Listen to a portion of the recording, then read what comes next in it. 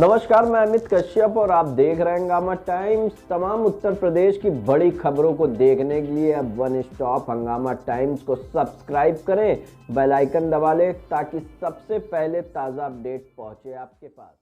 नमस्कार, मैं एकता और आप देख रहे हैं हंगामा टाइम्स न्यूज। होली का फेस्टिवल है, खास शख्सियतों से मुलाकात चल रही है। राष्ट्रपुरुष सैनिक मंच के अध्यक्ष एवं आम आदमी पार्टी के दिग्गज नेता हमारे साथ हैं और किस तरह से इस बार वो होली का सेलिब्रेशन में सब सराबोर है, किस तरह से कलर खेलेंगे, किस तरह से रंग खेलेंगे, क्या कहना चाहते हैं बदलती हुई राजनीति पर, क्या कहना चाहते हैं बदलते हुए माहौल पर, उत्तर प्रदेश में जो बदल रहा है उनकी नज़र से जानते हैं, उनके नज़रिए से जानते हैं और उनका रुख करते हैं। अजय जी, आपका स्वागत है हंगामा टाइम्स में।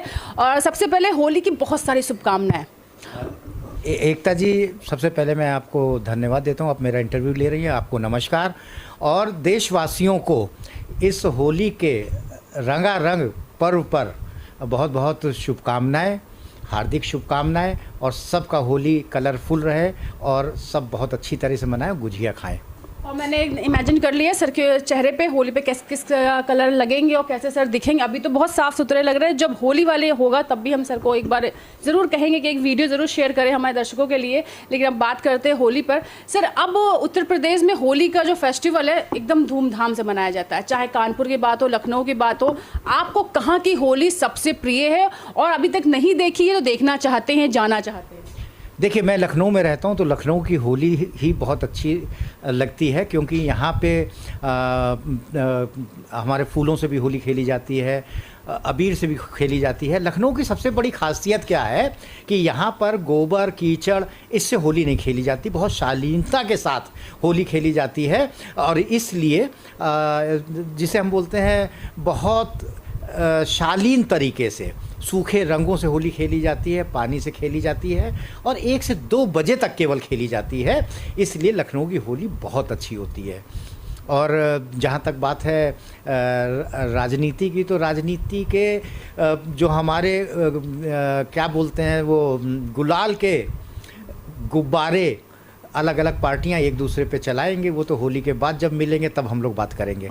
सर, ये भी जानते हो, लेकिन बड़ी शालीनता सर ने बताया कि होली हमारे लखनऊ में ऐसे खेली जाती है, लेकिन सर को मैं इनके बचपन में लेके जाऊंगी। जब ये बच्चे थे तो क्या ऐसी शालीनता से होली खेलते थे कि एकदम हमारा चौकड़ी मचाते थे? देखिए, हम लोगों के टाइम में तो जो होली होती थी वो 7 दिन पहले से शुरू हो जाती थी। हम लोग पानी के गुब्बारे जो होते थे उसके अंदर रंग भर के फेंकते थे। बचपना मेरे को याद है कि एक बार हम लोग छत पे खड़े थे, पीछे से एक आर्मी का ट्रक जा रहा था और हमने गुब्बारे में भरा हुआ रंग फेंका और वो सीधे ड्राइविंग सीट पे जाके आर्मी के ट्रक के अंदर चला गया। और उस दिन उन्होंने जो हमें दौड़ाया था आज तक याद है। और मतलब उस तरह की होली हम लोग खेलते थे।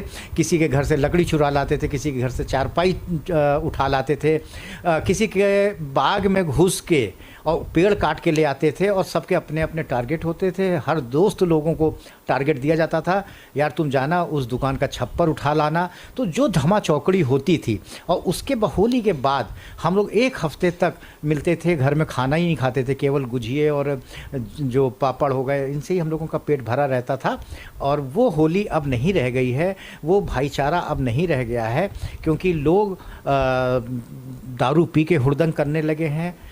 उस समय केवल ठंडाई चलती थी, भांग चलती थी, ड्रिंक्स कोई नहीं करता था। तो बहुत शालीनता से हमारे बचपन में होली मनाई जाती थी। जवाबी कव्वाली होती थी, सब लोग मिलके रंग खेलते थे, पूरी कॉलोनी इकट्ठा होती थी। और हम लोग जो भी हमसे बड़ा होता था उसके पैर छू के हम लोग उससे आशीर्वाद लिया करते थे। एक वो होली थी और अब एक होली। अब राजनीति दौर में ले चलते सर को पूछते हैं, जब विपक्षी और पक्षी एक दूसरे को गुलाल लगाते हैं सर, फीलिंग क्या रहती है? हाथ में कलर है, मुंह पे स्माइल के साथ, खुशी के साथ जो गुलाल लगाते हैं सर, आपको क्या लगता है, क्या सोच के लगाते हैं? वो खुशी दिखती है टीवी में और जो हम लोग देखते हैं, सही है कि अंदर बहुत सारा कुछ चलता है? देखिए एकता जी, बदलती हुई राजनीति में अब बदले की राजनीति हो गई है। तो आप चेहरे पे क्या देखते हैं आपको नहीं पता, कौन कब खरीद लिया जाएगा आपको ये भी नहीं पता, कौन कब एक ताबीज़ पहन के गंगा में नहाया हुआ स्वच्छ बन सकता है, क्योंकि जब वो एक तरफ रहता है तो वो बहुत करप्ट रहता है, लेकिन जब दूसरी तरफ आ जाता है तो वो गंगा से नहाया हुआ आ जा सकता है, उससे ईमानदार आदमी कोई नहीं होता।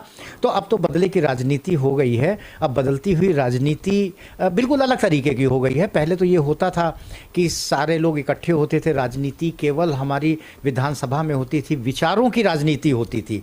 अब विचारों की राजनीति ना होकर अब ये बदले की राजनीति हो गई है। और ये मतलब अब रुपया पैसा बहुत चलने लगा। पहले के नेताओं को हम देखते थे, उनके घर में कुछ नहीं होता था, खाली वो देश के लिए काम करते थे, वो अपनी जनता के लिए काम करते थे। आज अगर आपके साथ 4 फॉर्च्यूनर नहीं चल रही हैं और आपके साथ गनर नहीं है तो आप लगता है कि आप बहुत छुटभैये नेता हैं और आप राजनीति नहीं कर रहे हैं, आप केवल मोहल्ले की राजनीति कर रहे हैं। तो राजनीति पूरी तरह से बदल गई है और ये तो जनता पढ़ी लिखी है, अब वो भी पढ़े लिखे लोगों को चाहती है। अब जो बदले की राजनीति अब ये भी बदलेगी, और जब बदलेगी जो पढ़े लिखे बच्चे हैं वो अब जो वोट देंगे अब वो एक अलग से मिसाल कायम करेंगे। आने वाला समय हिंदुस्तान के लिए बहुत अच्छा है, और जिस तरह से हमारा हिंदुस्तान तरक्की कर रहा है, आने वाली हमारी नस्ल, हमारे बच्चे हिंदुस्तान को पूरी तरह से बदल देंगे। एक सवाल अब सीरियस पूछूंगी सर, बजट जो आया, बजट में आपको क्या लगता है इस बार गुजियों में वही मेवा पड़ेगी कि बजट के से कुछ कमी आएगी?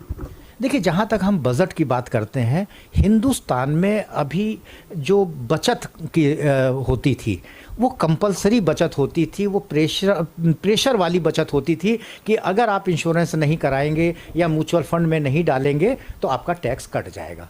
अब जो नया बजट आया है उसमें ये आप पे छोड़ दिया गया है कि आपको बचत करनी हो तो करिए, नहीं तो आप जो 8.5 लाख 8 लाख जो भी दिया गया है वहाँ तक आपका टैक्स माफ़ है, उसके ऊपर आपको टैक्स पड़ेगा।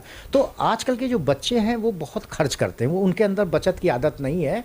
तो यहाँ पे थोड़ा सा हमको लगता है कि गवर्नमेंट को कुछ चीज़ों के साथ ELSS स्कीम होती है म्यूचुअल फंड की, या इंश्योरेंस होता है, उनको हमारी सेविंग से ज़रूर जोड़ना चाहिए था। उसको अलग करके शायद हम बचत की आदत ख़त्म कर रहे हैं। हिंदुस्तान पे जब भी मुसीबत आई है, जो हमारी जनता थी, जो उसकी बचत होती थी, उस बचत से काम चला लोगों का। कोरोना में भी जो बचत थी उससे काम चला था, लेकिन इस बार के बजट में उस चीज़ को हटा लिया गया है। इसलिए हमको जो लगता है शायद वो अच्छा नहीं हुआ है।